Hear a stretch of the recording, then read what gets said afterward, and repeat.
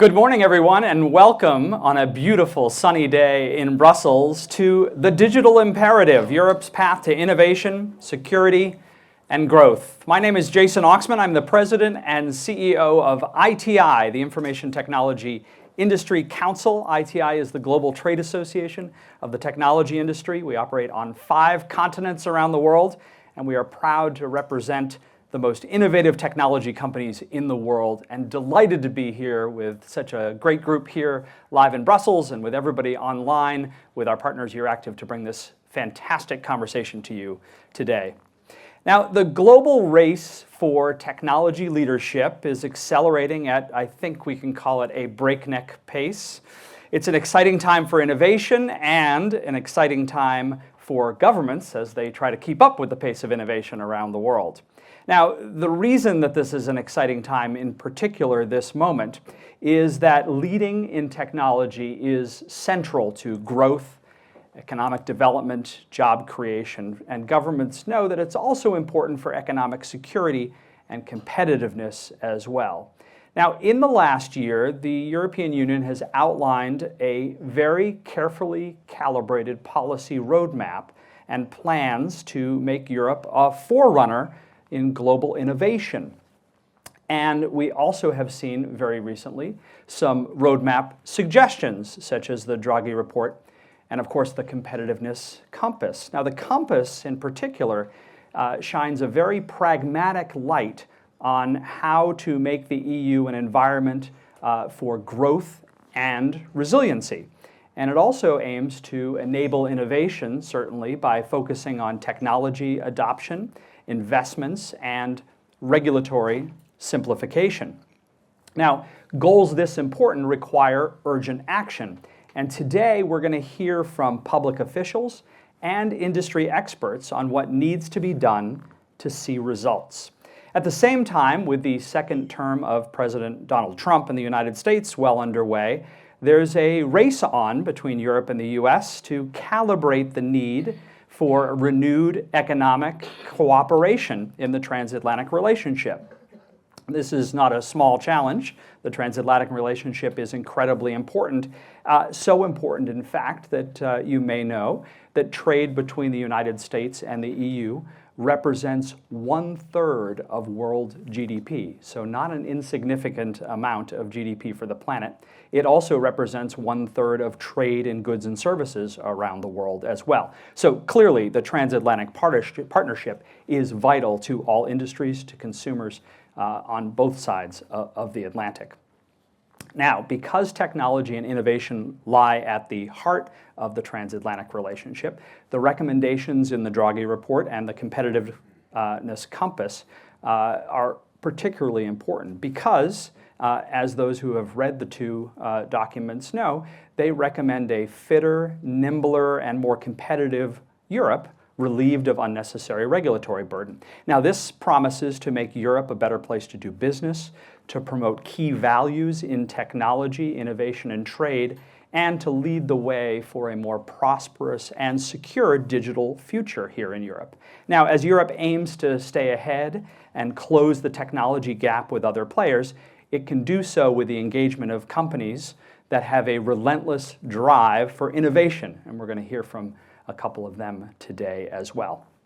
I'm looking forward to today's very timely conversation with an esteemed group of European policymakers and industry leaders today, and I extend my thanks to all of you who have joined us in person in the room here today and those of us who have joined online as well. We're also very excited to give an opportunity for our audience members here in the room and online to join the conversation. The way to do that is through a great technology called Slido, which you'll see here in the room and online. Through Slido, you can submit any questions you may have. It's very easy to use. There's a QR code you can scan, or you can go to Slido, that's SLIDO.com, and you use a passcode, which is the code for this event. The code is Digital Imperative, all one word. And we ask you to keep your questions concise so we can use them. And also, if you want to direct those to a particular speaker today, that would be helpful as well. Now, without any further ado, it is my great pleasure to introduce our phenomenal keynote speaker, Thibaut Kleiner, who is Director of Policy Strategy and Outreach at DG Connect in the European Commission. It's not so nice because you are depending somehow on, especially the United States for your tech. I think that we were depending on largely Russia on energy, and we have addressed that to a large extent, but not fully. So renewables, new mix, new sourcing is happening. But on digital, there is still a serious issue of dependencies and also a lack of competitiveness in the EU. So this drove very much the thinking in the past year or so, and led also to the competitiveness compass. I mean, I've been myself quite a while, as you notice in the Commission. So you see that things always go in waves. It's every 10 years we have a wake-up call for competitiveness. If you actually read reports for the mid-80s, it was more or less the same thing as what we have today. We are losing out in terms of tech trade. There is not enough innovation and so on and so forth. And then each time there are policies that have been put in place, it gets a little bit better, and then we relax, and again, the cycle repeats itself. So I think we are in this cycle now where competitiveness is top of the agenda. And in a way, there are two branches that I think have been spelled out to deal with this. The first one is lack of investment. As I was saying, also lack of uptake of technology. I think these two go together because it's about investing in tech, basically, at all levels of the economy, and especially for SMEs. Today, only 14% of European companies use AI. We have a target of 75% for 2030, so a lot of potential here. And the second element, I think, that has been very nicely put together, and I think it's not maybe by coincidence that also large tech companies have been pushing this agenda, is that there is too much bureaucracy. And I think that's something that the Commission in particular is taking very, very seriously. I hope the member states will take this very, very seriously, because we indeed need to reduce any possible bureaucratic burden on our business. This is critical if you want regulation to work. It needs to be business-friendly regulation. And I think that's an important message. And that's what my boss, the Executive Vice President, Mrs. Virkkunen, repeats, I think, at every meeting she has. Her mission is to make sure that our digital rule book is not only implemented, but also that is implemented in a way that is smart and business-friendly and reducing the bureaucratic burden. So I think that these two trends, investment, making, in a way, the regulation smarter and less burdensome are very key driving forces. But it's not only what I think we witness, because there is actually a big opportunity for Europe now. Just like in defense, we see that if we get together, we actually are a force to count with. The same applies for tech. In fact, the big problem we have in terms of adoption of technology is that our companies, especially large industrial companies, don't buy European. But is it because there is no European technology? No. It's because they don't trust maybe smaller entities in the way they should. And this is, I think, a very important way to address the situation. If you look at cloud services, if you look at even applications of some kinds, and I'm trying now with some colleagues to build a kind of analysis of this, and we start having a catalog of solutions that are European-made, that are actually very good, but that nobody knows about outside of their local markets. That's the problem. We need to make sure that we look at our own technology in Europe, and we start buying from it, because otherwise it will remain very small and it will not scale up. And in the same vein, I think that a big comment and analysis of the Draghi and the Letta report is that we don't lack investment possibilities in Europe. I mean, we actually have a lot of savings. We are probably in the world one of the largest pool of savings. The problem is that we don't use it. We send 300 billion euros investment on the other side of the Atlantic. So again, it's up to us to get organized and to develop this union, savings and investment union that has been announced. And I think this is something that is in the making. But in a way, let's look at it as an opportunity. Nothing says that it cannot be done. So it's just up to us now to organize ourselves and to give these opportunities for our startups, our scale-ups, to find in Europe the investment they need. Finally, because I think we will have further opportunities to discuss, I wanted to flag that if you look at the past 10 years in the digital sector, a lot has been done indeed in terms of legislation, but not only. I think that we have a set of building blocks that can really turn the wave also in terms of competitiveness. I mean, we have indeed already the fact that there is a regulatory framework for the whole of the EU is a big advantage because it means that you can think European as far as digital is concerned. You can aim at a digital single market because all the pieces we have are more or less now regulation, which means it's one law for the whole of the 26 member states. But also it means that you have in place some governance structures that are pan-European, and therefore you don't need to worry too much about going local. You just need to look at the whole of Europe as one opportunity. And in the same vein, I mean, it's not only that we have a regulatory framework, we have a vision. We published, for instance, this Declaration on Digital Rights and Principles that explains that in Europe, technology is meant for a certain purpose, which is to empower citizens to be human-centric and to have all these elements that actually means we want to build in Europe the best products for the digital economy. Again, nothing says we cannot do that. It's just that maybe we've been a bit shy about saying that these products made in Europe will be actually better because they will not only match our regulation, but they will have a certain series of properties that are protecting your human rights, that are safer, that are more open in terms of their architecture, and therefore that are really essentially better products and services. So again, nothing says that we cannot do it in Europe. We have a series of elements. And if you look also at the building blocks we've started to build over the past years, and here I would refer, for instance, to the Digital Decade Policy Program, with 4 cardinal points in a way: skills, digital infrastructures, transformation of business, and transformation of the public sector. We are not advancing fast enough, but we are advancing. So we have actually relatively good broadband all across Europe. We can do better, I think, in terms of standalone 5G, for instance, and I will be working on this myself. But we can already count on a series of very positive digital infrastructures. And now with the concept of AI factories, I think we really have a huge opportunity to accelerate in this space because we have now the possibility to use our supercomputing capabilities, publicly funded, some of the best actually capability in the world, to the benefit of startups and to the benefit of deploying and developing new products and services for certain sectors, from healthcare to mobility to the environment and so on. So again, there are these building blocks. It is happening. What I think maybe we may be missing is to believe in ourselves, in our capacity to do it in terms of transforming really our continent, making it an AI continent, and making sure also that we reduce these dependencies towards foreign regions. And that will be my final comment. If you look actually at transatlantic trade, we hear a lot that there's a big deficit between US and EU to the detriment of the United States. If you look at the numbers, actually, first, this only is true in products. In services, Europe has a big deficit.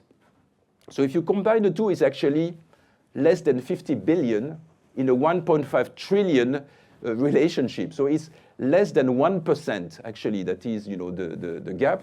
And if you realize that actually all the iPhones we are buying in Europe are counted as imports from China, you also see that, and it's more than 50 billion, by the way, we buy every year. You see that this concept that the US is getting screwed by the EU is a little bit maybe misguided, and we need also to rectify that. So at this stage, I think that we also have to build this story that trade wars are not going to benefit anyone. And we rather, in Europe, I think, would prefer to have an harmonious transatlantic relationship. We rather prefer having an harmonious economic policy that gives predictability to businesses. So my final call is actually that not only should we believe in our abilities to redress these dependencies, to invest in Europe, to buy European technologies, we should also decide to attract back all the European talents that went to the Silicon Valley and elsewhere, because they can make a better future here. And I think that would be a nice way to conclude. Thank you. Thank you, Thibaut. I'll invite our panelists to join us on stage.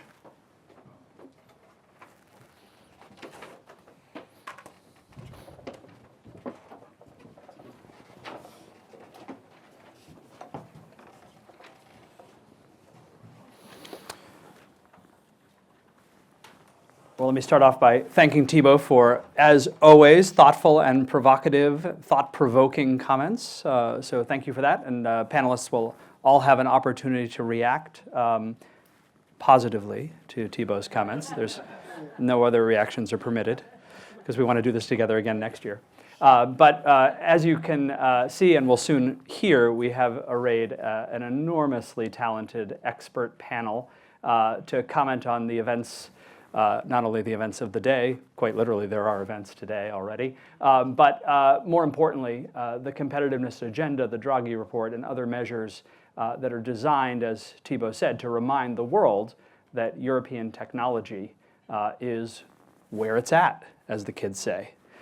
So we're going to talk about that with this expert panel of policymakers and industry representatives.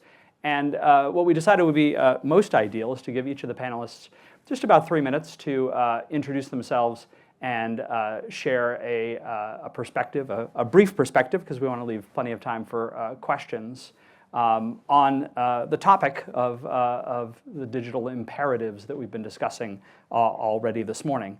So let me start off by just asking each of the panelists to deliver their 3-minute open remarks. Katarzyna, we'll start with you. Thank you. Thank you very much, and it's a pleasure to be here. Apologies for my voice, I just woke up this morning like that, but still wanted to join you. So, as always, my name is Katarzyna Prozagorniak, and I'm the head of digital units. Also, to explain maybe a little bit the portfolio of cases that we are dealing with. So within my unit, we are responsible to oversee 3 working parties. And I think we are quite unique in this respect when it comes to EU27, because we are responsible for the working party on telecommunication and information society. This is the working party when you negotiate all the digital policies, including telco, including AI, digital identity, and data policy. But also discussions concerning digital diplomacy. We are also responsible for horizontal working party for cyber issues, so we cover all the cyber civilian part of the policy, and to add on to this, we also cover data protection. And having this special setting, we try to use it through the presidency, also acting within the spirit of breaking down the silos. So we have organized already some debates and between different groups. That was between the first one, also in the spirit of the burden reduction and simplification. That was the debate between a horizontal working party for cyber issues and data protection working party on the idea of the single entry point of the notification. Because we want to be, as Thibaut said, we have to be pragmatic, and we act in line with this approach to be very pragmatic. So we prepare discussion papers and with guiding questions for member states to express their thoughts. And we thought that indeed the idea of the single entry point for incident notification, this is something that can lessen the administrative burden for entities which are under obligations to report under the EU legislation. Of course, we are also waiting for the mapping from the Commission to move forward with this works. To give another example, we will have a debate with the Telco Working Party and Data Protection Working Party on the relation between AI and the GDPR. We also see a need to discuss this, how to make sure that it's implemented in a coherent and innovation-friendly way. So as Thibaut said, we use our full potential when it comes to AI. We had a lot of debates when it comes to AI policy. Again, we fully support that we have to make sure that we use the full potential of the EU that we have here when it comes to AI. And we also, because we don't have legislative proposals, but we know that they are coming from the Commission. So we thought it is a good idea to give the member states an opportunity to give food for thought for the Commission when they will be presenting the new documents. We had also the discussion on cloud, yet another important topic, to make sure that again the voices from the member states and then their positions are heard.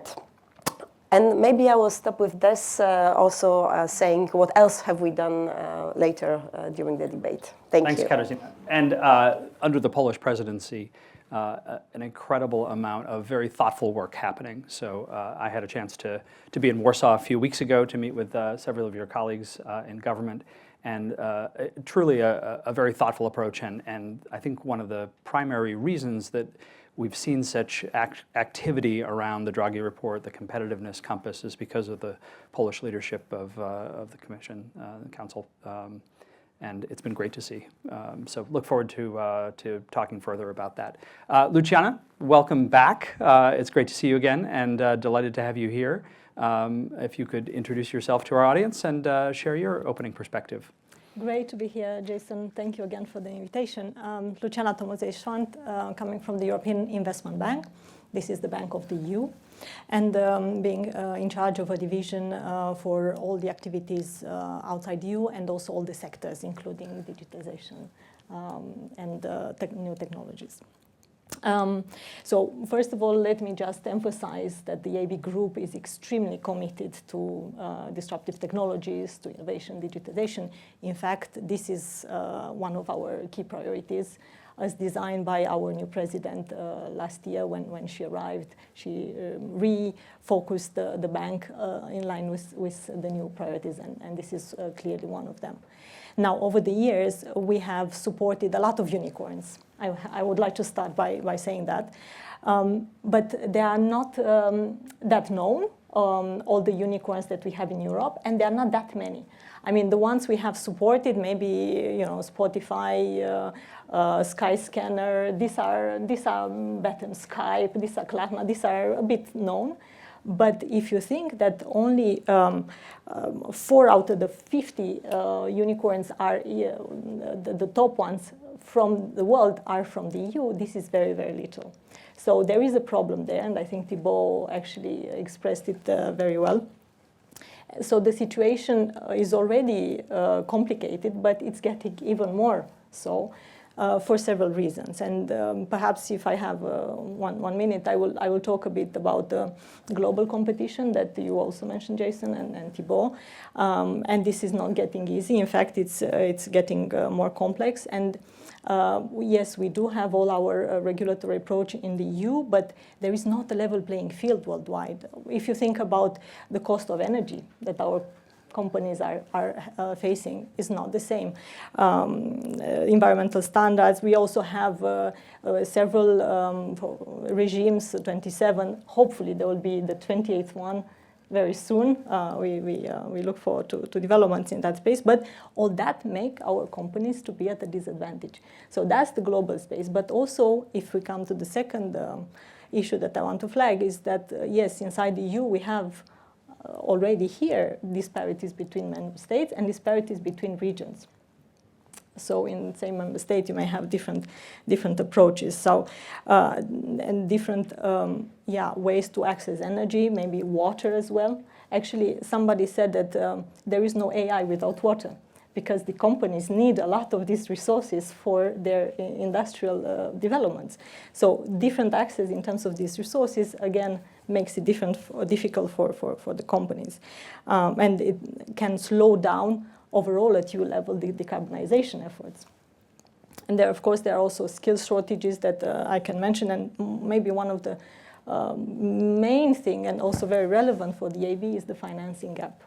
The financing gap that we see in the EU, and especially for the level where the companies would scale up and grow to become unicorns. That's the stage, and I think we also discussed in the past, where they go outside the EU to find financing, and that's the issue that we have, and that's why it's very welcome to have the Draghi report and then the competitiveness compass. With a vision to reverse these trends, to see how in Europe we can do better. And at the AB Group, we are working hand in hand with the Commission for that. We already have been supporting technologies with existing instruments such as InvestEU, previously the Juncker Plan, and now under the Competitiveness Compass we have an initiative that is being already mentioned there and in the Clean Industrial Deal, which is called TechEU. So I can talk more about it later, but basically this is a platform that will try to support all stages of development of companies with the tailored instruments and to boost the support that some of them may already receive now. So I will stop here and happy to continue the conversation. Thanks, Luciana. ITI is proud to host this conversation about transatlantic dialogue and European competitiveness because we are the global technology industry representative.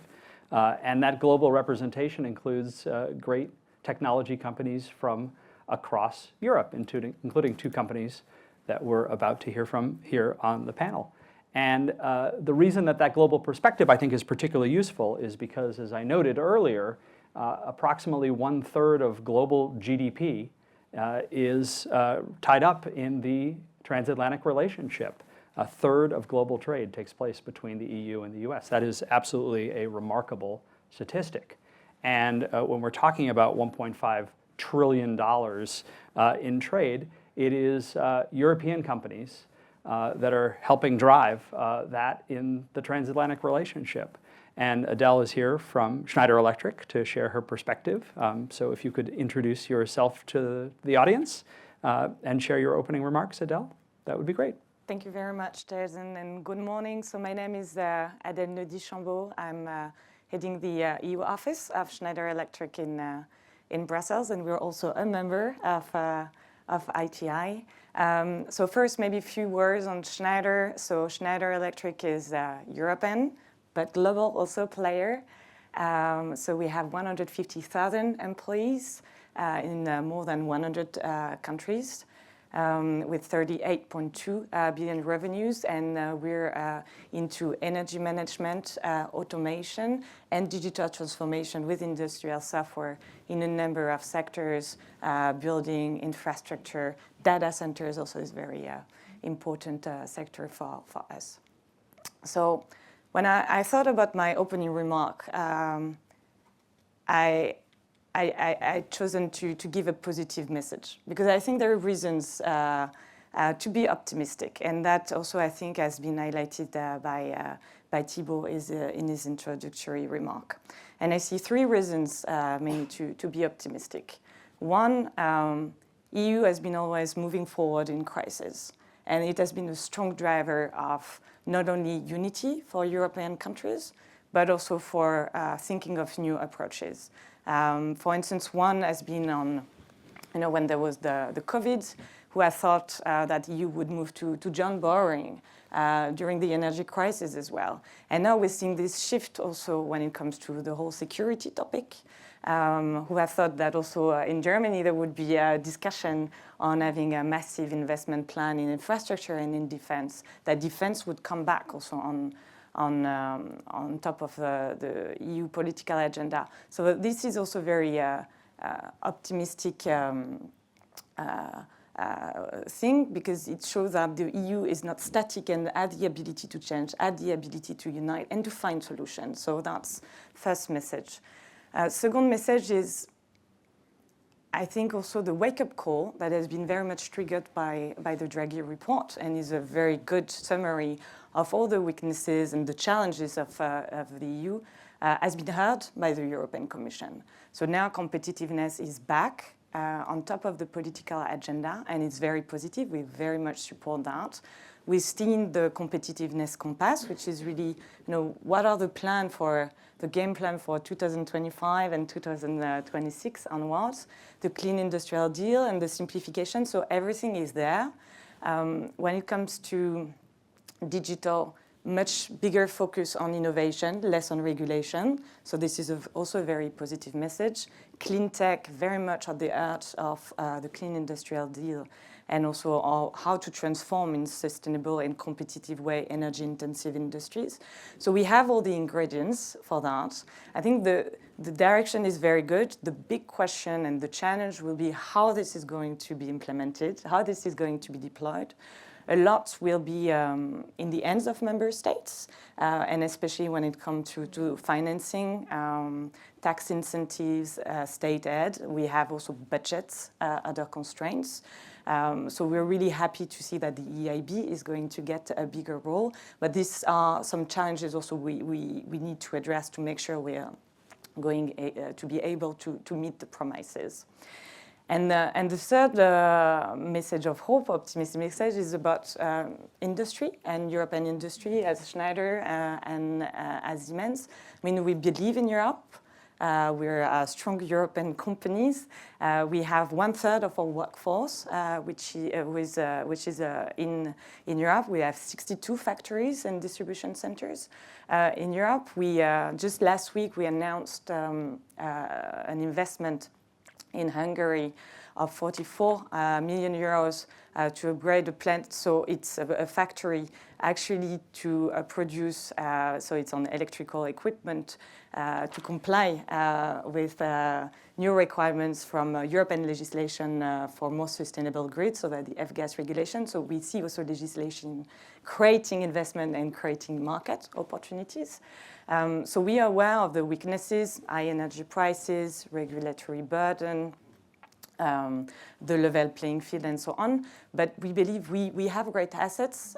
We have a great university and researchers. We have a strong industrial ecosystem in Europe that can be leveraged. We're leading in a number of technologies, clean tech and connectivity to give some of them. So all the different pieces of the puzzle are there. There's a momentum. And now the whole question is, how are we going to do that? And at Schneider, we're really willing to play our parts and looking forward to what's next. Thanks, Adèle. And in just a few moments, Thibaut will give us direction on how we can help make all of this happen. Another great European headquartered and global technology company, of course, is Siemens. And Benedikt, we're thrilled to have you here to share your perspective. So if you would kindly introduce yourself to our terrific audience and share your opening remarks as well. Yeah, thanks, Jason, and good morning, everybody. I'm pleased to be here. So I'm Benedikt. I'm representing Siemens. So we are a European-based startup since 1847. So meaning since more than 175 years we are around. We have grown a little bit since then. We have now more than 320,000 employees worldwide, roughly 140,000 in Europe. But also, and because I'm speaking here now with ITI, which is a global IT say association, but headquartered in the US, so 50,000 plus in the US. So, and I think one of our first endeavors was to say lay the communication cable between the US and Europe. So I think we have proven that we are at the forefront of innovation. And we are in challenging times, so in interesting times. I think it's unique currently that the EU Commission is probably the Commission which focused most on competitiveness, at least by words. So we'll see if they follow with deeds. We'll see if this. But we also have some unique, say, geopolitical challenges. I think we have to remind maybe some people, and I will not the one which we cannot name today. It was because I said I will not be the worst to use his names to remind someone that supply chains are global and there is no winner basically in an economic war. But we also have the stereotype that US innovates and EU regulates, and I think that's something we need to overcome. And I will start with a picture, basically. So imagine you have some spare time. I know it's difficult to imagine in this time that you have spare time, but you have spare time and you decide to go and listen to a symphony orchestra, maybe to the Beaux-Arts here in Brussels.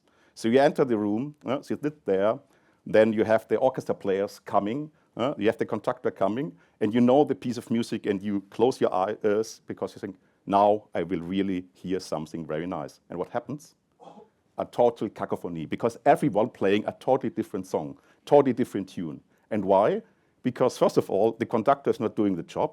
Secondly, they don't have proper song sheets, meaning we don't have any standards, whatever. So everyone tries to improvise everything. And that's exactly sometimes what we have in the digital sphere now.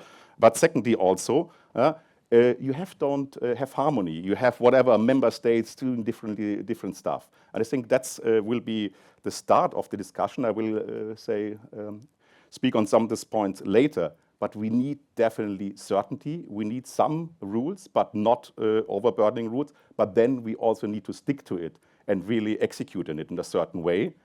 And you need, that's playing for the orchestra, you need some practice. So meaning you need the standards, you need to have the time to really do it, else it will not be a nice concert. And we hope that in the innovation in digital field, we will come to a nice concert, and that's what we will discuss today. Thanks, Benedikt. All right, Thibaut, let's play some music together, shall we? Each of our panelists has mentioned the competitiveness agenda in some form. I think we all would agree that the last 5-year mandate was very active on the legislative front. There's a lot of implementation work that started during that mandate. There's a lot of implementation work that continues during this mandate.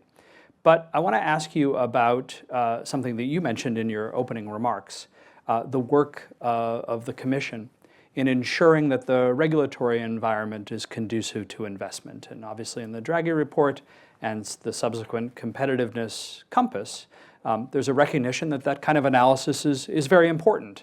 And then perhaps, as Benedikt noted, the reputation of the EU as focusing too much on regulation requires a little bit of analysis to see if some reduction in regulation might be beneficial to future investment and innovation in the EU. Can you share with us the Commission's perspective, and DG Connect obviously is at the center of this, on the work to be done as part of the competitiveness compass analysis, and also provide some practice tips to all of us, if you will, on how we can be helpful to the inquiry, what you're looking for from industry as far as input into the work you're doing, and perhaps whatever you can share about the roadmap ahead, any timing predictions about activity that you might be engaging in. Share with us what that all looks like, if you would. Very good. First, I should say that I really like the comments of the panelists, and especially because competitiveness is not created by governments. In the end, we create the framework conditions, but those really that make a difference in creating growth and value are companies. And they need also to take responsibility, because sometimes there is a bit of, putting the ball in somebody else's corner for your own weaknesses. I think really that whatever regulation you design, it may help, but it's not going to solve, it's not going to create GDP as such. It's just a framework, it's just something that is a tool for certain policy goals. And maybe Europe is known for regulation because we're actually quite good at it. And we are also a good exporter of regulation somehow, because a lot of, in my activities on international, I can tell you that a lot of countries, from Latin America to Southeast Asia, are facing the same policy issues. And therefore they look also at Europe as an experimentation place where this is being developed. But on your question, I think that really now I can really confirm, and I think you said it as well, that the willingness to really seriously look at regulatory burden is there. I mean, the Commission is really something at the top of the agenda, and really my executive vice president literally starts every meeting with this. How can we make our regulation, as efficient as possible? So in fact, in my directorate, we have started now working on this. And I can tell you that there were already some steps, on the green agenda. You may have seen the code name is Omnibus, whatever it means. But it's essentially a tool that is about combining some elements in a piece of legislation. So you don't change the legislation as such. You just improve bits and pieces with the purpose precisely of reducing reporting burden, eliminating maybe provisions that are not needed. And what we did already with the Commission's work program and the communication on simplification, as well as initial first steps, show you already the direction. So for instance, we eliminated regulation. So we have said, we will not necessarily pursue the e-privacy that has been hanging around for many years. We are also going to, eliminate some pieces of legislation that are outdated. And this will be also the case in the digital space. So that's the most radical you can do. It's really deregulation, you eliminate regulation. What we are also considering is indeed to have possibly something specific on digital in terms of an omnibus or in terms of elements in the foreseen omnibus that are coming around. There will be one especially dealing with the SMEs. You know, this is really a big focus of our activities because, you know, in some of our legislation, we also have carve-outs and provisions to reduce the bureaucratic burden on SMEs. Maybe we can use this kind of avenue to indeed facilitate business for SMEs in the digital space even further. But there will be two pieces of delivery in 2025 that I should really mention. First is that our legislation will have a strong focus on simplification. So we are preparing now the Digital Networks Act. A lot of it will be also about simplification, because also in the telecom sector, we found out that there are reporting elements, there are information gathering that may not be so much needed, and therefore we can streamline, we can improve these elements. Cybersecurity, you mentioned it, I think that there is a lot of potential, while also sometimes you cannot eliminate things that are the essence of the very legislation. You know, for instance, reporting incidents you don't want to get rid of, but maybe we can make it more efficient. Instead of having a notification for, you know, data privacy breach, cybersecurity breach, and what have you, you can maybe do it in a better and more efficient manner, and we are working on things like this. And similarly, on the cyber, we believe that there are ways to maybe reduce the bureaucratic burden. And last but not least, something that our executive vice president launched is this idea of a fitness check. So it's really about looking very seriously in terms of how these various pieces of legislation interact with one another, you know. And sometimes it's true that, you know, if you look at DSA, copyright, product legislation, they may be overlap. So there may be areas that are not fully consistent. So that's the kind of things we want to clarify. Essentially, in a nutshell, we want to make sure that we don't get rid of legislation when it's useful, but we make it much more business friendly. Very helpful. Just one last piece I'd ask you to address, and that is how can we be helpful? The Commission and DG Connect in particular has always established itself as open to input from a variety of different sources, which you're to be commended for. What kind of input are you looking for as you work through the competitiveness compass analysis in the coming months? And how can outside resources like industry be helpful to your work? I mean, let me be very candid. I mean, we are interested in input from business, because at the end of the day, for this simplification agenda, the customer is very clear. It's about businesses using or being subject to legislation. So we want to hear from your experience in, you know, being at the receiving end of legislation. And I mean here, especially SMEs, but not only. We want to have also an approach which is about somehow piloting the legislation to see where is really the problem, you know, to be sophisticated about it so that we can remedy any issue. So really my call is for you to reach out and to also feed the Commission with you know, issues you find in the legislation. It doesn't mean that this is an opportunity to basically destroy everything that has been built in the past years, because I still believe that there's been very useful work in terms of unifying our digital rule book. But if we can improve, I think really we are committed to doing it. Great. Katarzyna, you mentioned that the Polish Perm Rep has been paying a lot of attention to these matters that the Commission has underway. And obviously the competitiveness compass was announced during the Polish presidency. We're not yet even halfway through the Polish presidency, so plenty of time still on the calendar. I wonder if you can share your perspective on this work that's being done to examine the regulatory environment and perhaps make adjustments to encourage further investment and innovation in Europe. Indeed, but I will address it also only from the perspective of the digital unit, the Ministry of Digital Affairs, because the compass, of course, is much, much broader, and here our Ministry of Economy plays the crucial role, and then they are also undertaking a lot of initiatives. But what we did when it comes to the, let's say, EU digital rulebook, as Thibault said, we made an analysis that probably it's not possible to eliminate the obligations. But we believe that there's a need to use the full potential and advantages of the digitalization. So what we did, we launched also a survey, because it was also said we have, at the member states, we have a lot of really good ideas. So we also believe we have to exchange those ideas, share the best practices, and learn from each other. So we launched this survey to member states on digital tools supporting the implementation of the digital laws, including cybersecurity, and best practices in this respect. And of course, we are now in course of, this was launched, sent to member states, and now we are gathering the inputs until the end of the March, and we will prepare a report on the basis of the inputs from member states. We also see a great value of the European digital identity wallet. Poland was the first one in the EU to have the e-wallet solution, so-called mCitizen. So we have a lot of experience to share also how useful this tool can be. We are very much interested in the Commission's idea to strengthen the wallet with the business wallet idea.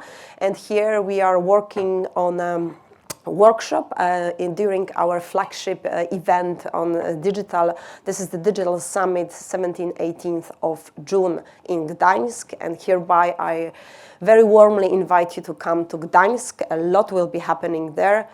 One of the things will be indeed the workshop on business wallet. Then, focusing on cybersecurity, as this is one of this is our top priority. We also had in Warsaw last week the very first TT Council only dedicated to cybersecurity. And then as a part of the, let's say, security topics, we also focused on investments in cybersecurity. And we adopted the so-called Warsaw Call, also pointing out to the need of investments in cybersecurity, but also building cyber roadmap, industrial roadmap, so to strengthen our also foresight capabilities. In cyber, we are also doing a lot of stock-taking exercises to make sure that we have the full picture. On one side, the stock-taking exercise on the legislation part. We started some years ago only with NIS2. Now it's far, far more legislation. So we want to make sure that we have this full picture. And also we adopted a lot of council conclusions when it comes to cybersecurity, stating what are the political aims, and here we are also gathering all the information. Where are we when it comes to implementation of those policies? Because we also believe that one thing is to adopt, but then you should really make a follow-up to make sure that what you have adopted it's really there. So we are, and I can, as Thibaut said, I can firmly confirm that the readiness in the Council for simplification, burden reduction is there. So we are very much awaiting for the omnibus proposals from the Commission, and we won't get them during the Polish presidency, but we are in the cooperation with the Commission, which is really good, I must say. We are waiting also to have some debates towards the new omnibuses. Very helpful, thank you. And actually, one question that just came in from the audience that is relevant here, and I'd love your perspective on it, and Thibaut, perhaps you can add your view, is from Emma Ashcroft of Yahoo, who asks regarding day-to-day interactions about EU regulation generally taking place at the national level, not necessarily here in Brussels. And national regulators obviously have an important implementation role. And Katarzyna, perhaps you can share the perspective of your conversations with Polish regulators on the digital side, given that that's your focus. But Emma's question, I think, is I think it's an important one. The regulatory analysis happening here in Brussels is very important, but if national regulators aren't on board with the need to streamline and perhaps make national environments more innovation-friendly, then the effort won't be successful. Can you share any perspective on conversations you're having with Polish regulators about how they should be participating and looking to Brussels for the success of this competitiveness compass analysis? Well, I cannot say details on the national level because I'm mostly focusing on the EU level and the presidency here, but talking within the spirit of the orchestra, in all the legislations we have adopted the boards, different boards, where all the member states are presented and all the competent authorities are there. So you can say that we could have rehearsals in the boards to make sure, to give an example, an AI board, to make sure that we don't end up with 27 different AI Act implementations, but we will have aligned implementation. And also, there also in AI board, the presidency is chairing the board, and we foresee together, again with the Commission cooperation, discussions also on how it is being implemented to make sure that different authorities exchange their views, how do they approach it. And one more comment I would like to make, because I would also very much agree with Thibault that we need input from stakeholders, from industry, because myself, I'm a public servant. I have never ever implemented anything in a business environment. So we are very open to hear your thoughts from the, let's say, from the ground. What challenges, what ideas for simplification you would have. And we are also planning a roundtable on simplification somewhere in April, also to hear thoughts from stakeholders, from industry on the ideas for simplification. Because we believe that we need to hear it from those who are really implemented this in practice. Great. And Thibault, just very quickly, if you're the conductor in Benedict's analogy, which apparently we're all going to make use of on this panel, because it's good, it's just good, how do the 27 individual state implementers of the work you do here fit in with the competitiveness compass analysis you're doing? Because again, it only works if it is implemented properly at the member state level as well. No, I fully agree. And at the same time, I think the good thing today is that in digital, to a large extent, we've managed to have one law for the whole of the 27. We have these boards, we have these national authorities to implement the EU law, but if member states, refrain themselves from creating complexities and adding and gold plating, we have really a unique opportunity that in many areas, you just really have to implement one set of law. And I think that's really something we should exploit in the best possible manner. This being said, I think that also we need to work together in explaining, because you're right, that very often it's implementing at national level. And also, it's not always super simple the way it is organized, this digital sector and so on. So I think that we have a collective effort to be made. I think also the private sector can say when precisely there are pain points, and I think that we will listen and explain and provide guidelines. I think that's also an exercise that is happening right now. But also I think that we need to have collective training and knowledge of the EU law, because it is really not so easy sometimes if you are a small administration to cope with really the implementation of these rules. And that's something that maybe we have not taken sufficiently account of, but I think now I can tell you that in the Commission, we are using these boards to make sure that everyone knows not only the EU level law, but also exchanges best practices and can really be effective at the national level in implementation and usefulness. Thanks. Luciana, we've heard a lot about the regulatory environment here, and we've been discussing how improvements can be made. But the purpose of that, of course, is to encourage investment here in Europe, and the EIB obviously is very focused on the investment environment. So I wanted to ask you kind of a two-part question. First of all, what is the EIB's assessment of the current investment environment here in Europe and any changes that need to be made to encourage additional investment? And second of all, how does the EIB view its role in the competitiveness compass and how it can help make this initiative successful? Thank you, Jason. Let me say that every year we conduct an investment survey of 12,000 companies in Europe to test the investment climate from their side. And most of them are our clients or the clients of our clients. And last week we just published the most recent edition. And what we see is that investment by EU business is actually, since mid-2023, is falling. So there is an opportunity there, but and we need to seize that opportunity to try to reverse the trend. But the current situation is that the investment has been falling. There is also the productivity gap that was mentioned before, and also mentioned before that there are not enough funds, private equity funds, to scale up. So we need to have massive investments in the EU. And you asked me about the conditions.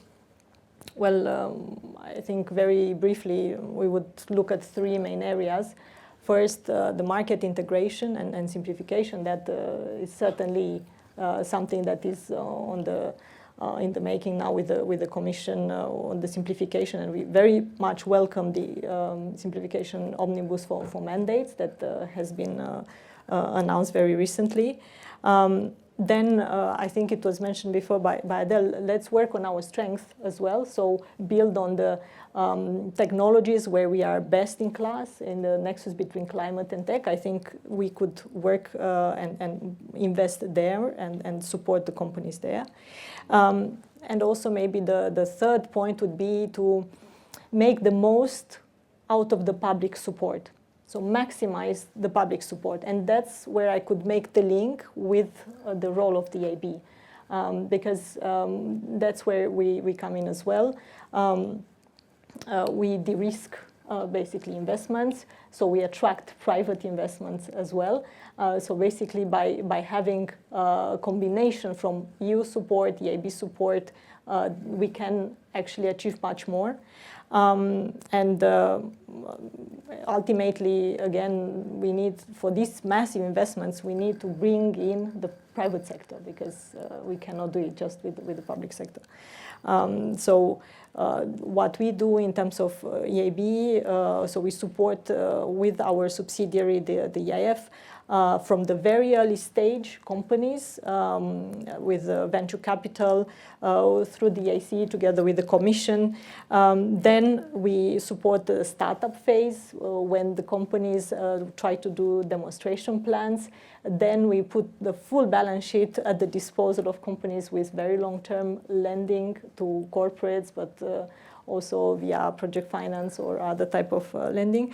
And then, of course, all of that is also helped with technical assistance because some companies need a bit more support. So, yeah, I would say there is an opportunity. We need to see how to reverse the trend. I would use this metaphor, but we have to understand also that the situation is not very easy for businesses right now. So we need to support them. Adele and Benedict, we've heard a very clear call from all three of our policymaker representatives to industry to provide concrete and tangible and actionable ideas on how the competitiveness compass can be effectively implemented. So let's start that response right now. Adele, we'll start with you. What are the things that Schneider Electric sees as opportunities for encouraging further investment in Europe? What are you asking the Commission to focus on as part of the regulation analysis? What opportunities do you see for improvement in the regulatory environment that will encourage Schneider Electric's investment? Thank you for this question, Jason. So I'd like to highlight three main elements. One, and that has been already very much discussed, is how to have the right business environment in Europe. And one part is indeed what we discussed on simplification, yes, but it's not only that. It's also simplicity, and one example is on access to financing and funding opportunities. Because there's quite a lot, and Thibault mentioned all the savings available, but the issue is the complexity. So if we want to also in terms of being fast and making it easy for companies, it needs to be made very easy for companies. We've seen in the US, the US IRA, that's very straightforward. So we need to make sure there's an easy way also for companies to get the investment that is already available for them. Then there are also an element on the speed element and the scale element. On the scale, I'd like to also to challenge a little bit when it comes to the implementation of legislation. There are excellent legislation, But what we're seeing at national level is, as a company, we have 27 different approaches, and it's making our work very difficult. We have to invest resources, so the compliance is very difficult. I'm not going even into the details of the complexity or the overlaps and so on. So we don't have a single market yet, and especially when it comes to the implementation, being timely implementation, being having harmonization. The NIS2 directive is one example. If we look only at France, we have a bit less than 50 entities covered as Schneider in France. That's one member state out of 27. So this dimension also needs to be managed and addressed. And then the speed, if we want to have project of the ground, all the permitting processes, for instance, for renewables, it's up to 9 years. I mean, we cannot afford that. We need to be much faster. And the same also for manufacturing, for instance, in the battery sector. So that's the right regulatory business environment we need. The second element is also to get the legal certainty and predictability of demand. We will also make the investment because we know there's demand, because we know there's a market.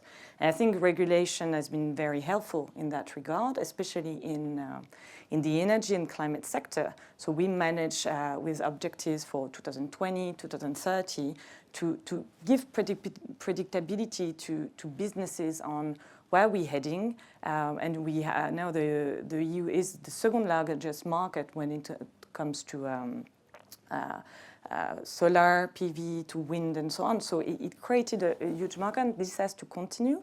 That also includes all the schemes that could be also available at national level, being on clean tech, for heat pump or for EV. If from one day to another this changes, it has also an impact also on the investment. And the third aspect is how we can accelerate also the uptake of digital technologies. And one key element for us is building trust. And the trust element is very important, especially in EU. I think we have a unique place also to drive this discussion. So it's very strong cybersecurity practices, and I think we, Siemens and Schneider are very leading on that and committed to that. But it's also when it comes to ethics and responsibility. So AI is a big topic here. We signed at the AI Action Summit in Paris the Sustainable AI Coalition statement. So we are really willing to engage in that, how the sustainability aspect of AI, and especially how it's deployed, for instance, in data centers. We really see here many opportunities. And then we have also a very strong responsible AI principle we are applying within Schneider Electric, and we believe that's also a way forward for Europe to be having its unique voice on this topic, and to make sure that if you have a trust among customers, among citizens, then it will also help for faster uptake of digital technologies. Very helpful, and a really important reminder of the roadblocks that individual national regulators can erect that thwart the good work being done here in Brussels. If you have to wait 9 years for permitting for a clean industrial investment, not helpful to meeting the goals set here by the Commission. Benedikt, the small business perspective from the startup Siemens, the 150-year-old startup. If you are given the conductor's baton for the competitiveness compass analysis, what's your guidance for the Commission for that exercise? Thanks, Jason. So I think the most important part is you need to know what your mindset is, what you want to do. And there I want to praise a little bit the Commission, because I think with the competitive compass, and the idea is really now to put the competitiveness of companies at the core of their regulation. That has been said quite often in the past, but not followed through. And I have a little bit the hope that this time it will change and it will be followed through. And again, praise, because we don't have too many chances always to praise the Commission, to say the Omnibus on sustainability is a very good example, what Thibaut also said, targeted, say, legislation to really enhance something where you find out it might not be working the way we thought initially. And also another praise saying the idea to repeal the AI liability directive, I think it's the right approach. Not only so much because the AI liability is the worst law in the world, but it sends the totally wrong signal. It sends a signal that if you use AI, you will have some additional liability. And as a big company, we probably will be able to cope with it. But for SMEs, it's a totally wrong signal to say, yes, if you do something, you might additional liability. And you can talk about, I'm a lawyer, they will like it, additional laws, but from a business mindset, that's very worse. And because you asked also about concrete examples. So, and we were talking about investment. The companies always invest. So we invest, for example, 5 billion or 5 billion a year in R&D each year. But the question is, to what do we invest? Do we invest in innovation or do we invest in compliance? And currently, the problem is we invest too much in compliance, and we invest too much in compliance on too short time node. Giving you an example. So we have now the AI Act with this Code of Practice for General Purpose AI. It's supposed to be finalized by May. We're still having certain rules around, so it's very, very unlikely that we will have a stable format of this by the timeline it was perceived. The same is true for the standards for cyber resilience. The same is true for standards on AI. So my call is really to say also, yes, maybe have an omnibus on digital. Look at the implementation timeline. Maybe they were too ambitious. As I said, I'm not saying that scrap the law. Look at the ambition timeline because, and that's coming the example again to cyber resilience, take into account the innovation cycles. If you have an innovation cycle of a consumer product, 1-2 years, that's easier than to implement some cyber resilience rules if they say a standard comes out within 6 months. But we also have to make our trains cyber secure because they are connected now. So now we have innovation cycle of 5-10 years. And if the standard is not there yet, but you have to implement the cyber rules next year or in 27, that's impossible. That's impossible.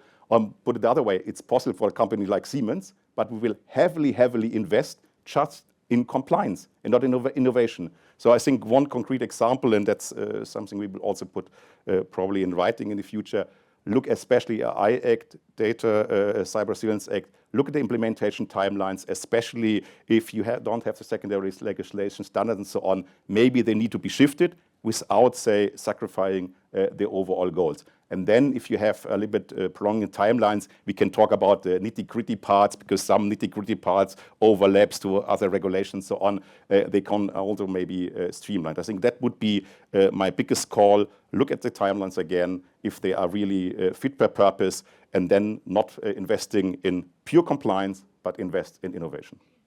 Very good.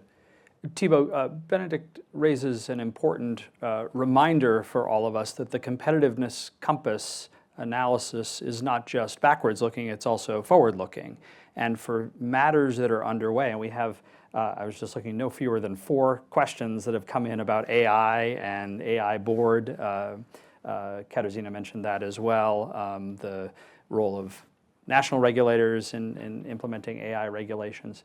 There's discussion underway about the AI code development that's here, and we've heard a lot of concerns raised that the development of that AI code may include extra legislative measures, things that were not included in the carefully negotiated AI legislation, but they may be included in the code, which may make it difficult for companies to sign up for the code.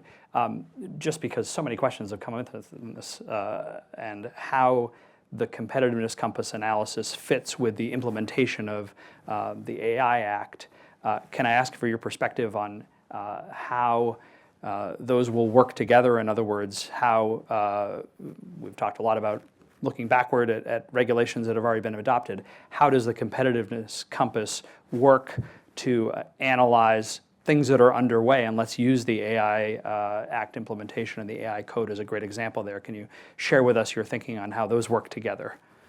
I mean, a compass is meant to guide you towards the future. So I think that the whole idea is that this is not just backward looking, but that this will be, for at least this commission, something that we pay really serious attention to. So I can tell you that really internally we are very much involved, and it's through the AI office indeed taking measures to implement the AI Act. It's a complex process, and there are quite a number of stakeholders involved. So I think that people try to make a good job out of it. But I think that as Commission, our responsibility will be also to make something that is workable also for business. And I think that's also a message I want to pass. If you see that there are issues, don't shy away from also passing this message, because I can tell you that my leadership wants to make sure that whatever we do on the AI Act implementation will be not about hurting business, it will be about creating this AI continent I was referring to. So really that's an open message. But I also wanted to say that technology is also a fantastic way to address compliance. And yesterday I was meeting some trade association, and they were telling me that they are developing also AI tools to help their members to actually reduce the burden of compliance and improve compliance. So I think that there is also, with the digital e-identity wallet, an opportunity there to actually use technology to make all this regulatory implementation easy and very cheap at the end of the day, because you will have tools that you can deploy also at EU scale, and that can give us also, I think, a very future-proof way of adjusting our legislation and making it also easy for everyone. Makes good sense. Katarzyna, can I ask you, you're very focused on the digital implementation, and the AI Act has to be a big part of what you're paying attention to as well. Any thoughts to share on the interplay between national and Brussels regulatory approaches to AI, the AI office work that's underway, the development of the AI code? What's your perspective on all of that, with a light toward the streamlining of regulation and making sure that AI investment is happening here in Europe? Well, I would say that I'm not an expert on AI, because my job mostly focuses on cyber security, and I would really like to comment on CRA. But of course, I already mentioned that the new, under the Polish presidency, the AI board is coming. And indeed, one of the topics, as I said, is exchange between member states with some guiding questions again, because we really believe that if you want to have a good debate, you need to send guiding questions on how member states are approaching, to make sure that, as also Thibault said, that we have really this exchange between regulators, between member states, how do they approach it. And on CRA, we also believe that there's a need to closely monitor where are we with standards when it comes to CRA. So we also had a debate at the council with ETSI and Sensenelec and the Commission, of course, to see where are we, and we will continue this work to make sure that we are following and closely, as I said, monitoring if we will be in time with the standards to make sure that the implementation of CRA is a success. Because I guess nobody questions the need for this regulation. It's just about the details. And also, as the stock-taking exercise that I mentioned on cybersecurity legislation also has this vision to give us in one table all the necessary information. Where do we stand with different aspects of the legislation? I said it before.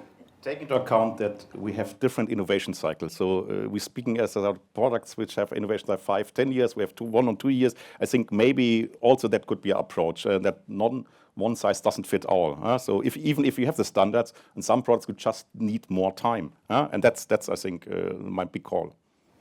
Makes good sense. And obviously the Polish presidency has made security its central focus. So we appreciate the fact that you've incorporated the important realm of cybersecurity into that work as well. Luciana, I want to ask you an AI-related investment question, because of course we've seen the Invest AI plan with a $200 billion euro, or 200 billion euro package, I should say, promoting investment in AI here in Europe. Can you share the EIB's role in implementation of that Invest AI plan and what we should be expecting to see in the coming months as that moves forward? Thank you. I think to compete globally at this stage, we really need to think in terms of investments in the AI space in 4 areas. First, of course, we talk about the big data centers, then the language models. And here, of course, in these 2 spaces, the domination is on the other side of the Atlantic. But we do have scale-ups in the EU that want to build their models, train their models, etc. The third element here would be investments in the integration of AI in industry, in economic processes. And the fourth would be related to the skills, because we will need also massive investments in skills in education to get these engineers trained here, and then also hopefully encouraged to stay in Europe to work on AI. So what we see is that funding is available for the early stages. Venture capital funds, also EIC. There is a lot of work now on Invest AI, the factories, things are moving. But currently what we lack is the investments for the follow-up stage, which are extremely large, I mean, very sizable. Same for quantum. I mean, we talk about very large sums. So there we need to see how to fill this gap of very capital-intensive AI development needs. Now, as I was saying very early, our contribution from the AB Group is via our initiative called TechEU.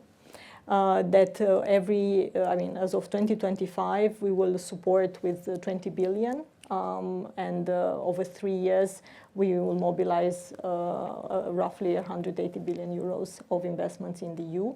This is deep tech, this is clean tech. So these are different areas where, of course, AI could have a big role.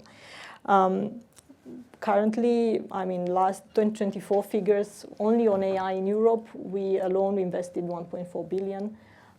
But obviously, this is not enough. And something that our president is very keen in saying is that, as I mentioned, the 4 areas of AI where we should invest, she's very keen in putting the message forward that in Europe we could focus more on the third one, the integration of AI in economic processes and in business. There, I think there is a big opportunity for us. Great. Thank you. Adele, Benedict, the only question from the audience that comes in more frequently than the AI question is the transatlantic relationship question, which I'm sure is not a surprise to anyone. And we have close to half a dozen audience members who have asked for a perspective on how we can continue the positive transatlantic relationship and what message we need to be delivering here in Brussels and in Washington about how important transatlantic trade and close transatlantic partnership on all of these investment discussions we've been having today. So Adele, I'll start with you. What's the most important message for us as the technology industry to be delivering about the importance of that transatlantic relationship, given not only the news of the day, but the importance of all the discussion that we've had today about investments in the future? And the transatlantic relation is essential, and it will stay. And I think as company and as tech company, we have a role to play to make sure the dialogue is maintained. ITI, you're working across the pond, so in DC and in Brussels, and I think that's an excellent example of the need to keep the dialogue, to keep the bridges. If to give a specific example, AI is one. We have legislation in the EU. We see many also legislation and regulation happening at state level. In the US, we have also a more complex environment with legislation happening in other parts of the world. So having also a dialogue to see how we can collaborate, how we can make sure there's some convergence is essential. And to avoid having also fragmented regulatory landscape and industry players have a key role to play. So that's for us something that is very clear. Very helpful. Benedict, what's your message?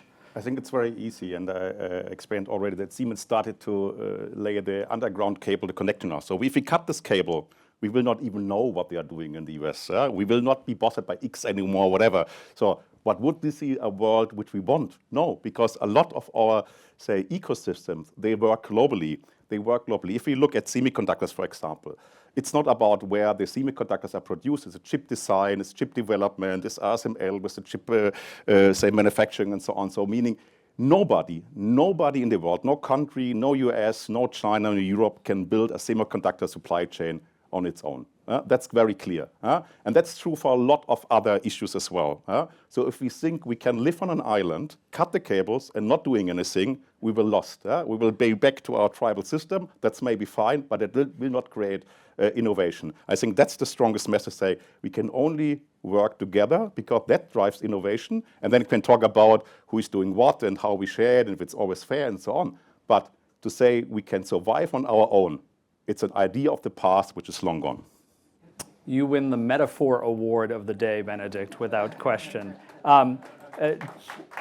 Thibaut, let me ask you a different question about the transatlantic relationship, not related to the news of the day, and that is, how do you view global partnerships generally? The transatlantic relationship obviously is the driving force for EU-US relationships. What is the role of the international engagements in the success of the competitiveness compass as you're moving your work forward? I mean, one element in the competitiveness compass that didn't really underline is the whole issue of economic security, and I think that's also something that transpired from the panel discussion, and that's really the idea that you need indeed to be very serious to look at your value chains and to find out about dependencies, but in the way to address them, to a large extent, partnering is the solution, because indeed you cannot be just doing everything on your own. Even though Europe is quite big as an entity, we are almost 500 million inhabitants. We don't have all sorts of natural resources in Europe. So, rare earth material, maybe Ukraine has some, but, let's see if we can get some. Maybe Groenland has some. Let's see also there, who gets hold of them. But in a way, it means that what we see recently is, in fact, increased interest in working with the EU, because we are seen actually as first a reliable partner, and I think we are. We are seen as a region that has, on the digital area, developed indeed these frameworks, these rules that we can explain, that are very clear in addressing issues like policy challenges, values, and so on. So people are really genuinely interested in knowing about this. But people are also very interested to partner with us because we have good research, we have also good industries, and I think we have some on this panel today. And they see the value of working with the EU to reinforce this economic security and building actually through cooperation more resilience and also more prosperity. And I think that's something that I see very, very clearly. Last week we had a meeting with Japan, 30 years of ICT dialogue with Japan. I can tell you that it was a fantastic conversation because we have a lot of projects going on and really a lot of appetite from business as well to work even closer together. That's a great note for us to end on because it reminds us all that it is a global economy and we are all global citizens. And we all have an opportunity to work in partnership with allies and friends and like-minded individuals and governments around the world. And this discussion today, I hope, has left everybody with a spirit of optimism about the importance of innovation in both policymaking and in business, and the opportunity we all have to work together to make EU policymaking sound and to encourage investment by global companies here in this wonderful environment. So I want to thank all of our terrific panelists today for an enjoyable and engaging and a vibrant discussion. I want to thank all of our audience members who shared some provocative and interesting questions to spark interesting discussion by the panel. And I look forward to our continued partnership through ITI to continue the dialogue on trust and engagement, promoting international cooperation, all important in this day and age, and fostering innovation. You can stay up to date on all of the topics we've discussed today on ITI's website, where we have all these great documents related to these topics. Our website is itic.org. I hope those of you who have blessed us with your in-person presence will continue to enjoy the conversation. We have a reception in the room next door at the close of our panel. But before we walk over there to enjoy some refreshments and conversation, I'll ask you all to join me in a round of applause in thanking our terrific panel today.